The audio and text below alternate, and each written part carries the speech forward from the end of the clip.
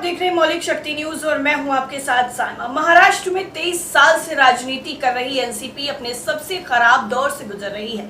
भतीजे अजीत पवार की बगावत के बाद 83 साल के शरद पवार भी अपनी बची खुची विरासत को बचाने के लिए दर दर भटक रहे हैं। ऐसे में सबसे बड़ा सवाल कांग्रेस के नेता पूछ रहे हैं कि क्या कांग्रेस को अब एनसीपी को उसके हाल पर छोड़ देना चाहिए। राजनीतिक रणनीतिकार मानते हैं कि ये सबसे बेहतर मौका है जब एनसीपी की घड़ी को बंद कर देना चाहिए।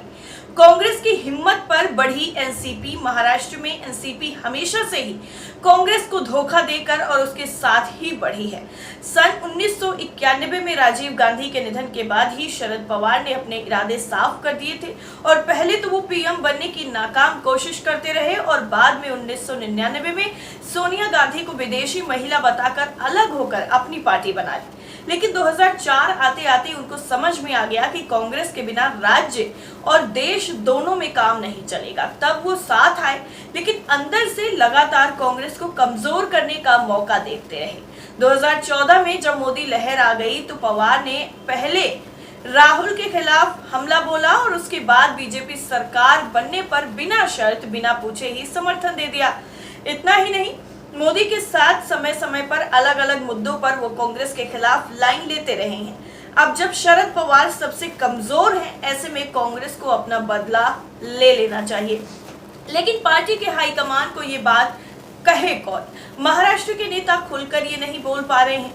खुद उनके भतीजे अजीत पवार ने कई बार खुलासा कर दिया कि शरद पवार अंदर से बीजेपी की मदद कर रहे थे। तब भी पता नहीं क्यों राहुल गांधी ने टूट के तुरंत बाद शरद पवार से मुलाकात कर कांग्रेस के नेताओं को निराश कर दिया और ये इस वक्त सबसे ज्यादा चर्चा का विषय बना हुआ है। विपक्ष का नेता क्यों बने एनसीपी? जी हाँ, जब से एनसीपी की राजनीति शुरू हुई है तब से ही एनसीपी हमेशा से ये कहती रही है कि जिसके नंबर जितने ज्यादा उसको उतना ही बड़ा पद मिले। इसी बात को लेकर एनसीपी कई बार कांग्रेस को ब्लैकमेल करती रही।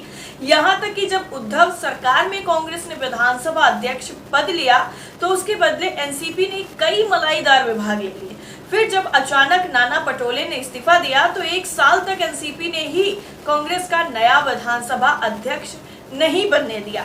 अगर कांग्रेस के पास ही पद होता तो न सरकार गिरती और न ही शिवसेना में टूट हो पाती।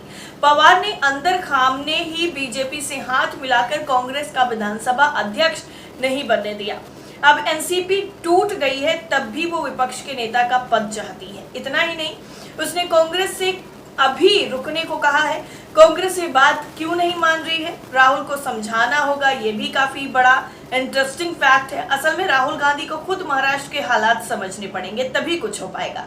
उनको एनसीपी को छोड़ देना चाहिए, तब कांग्रेस फिर से खड़ी हो सकती है। अगर एनसीपी हट गई तो कांग्रेस लोकसभा की कम से कम 24 और विधानसभा की 130 सीटों पर चुनाव लड़ सकती है।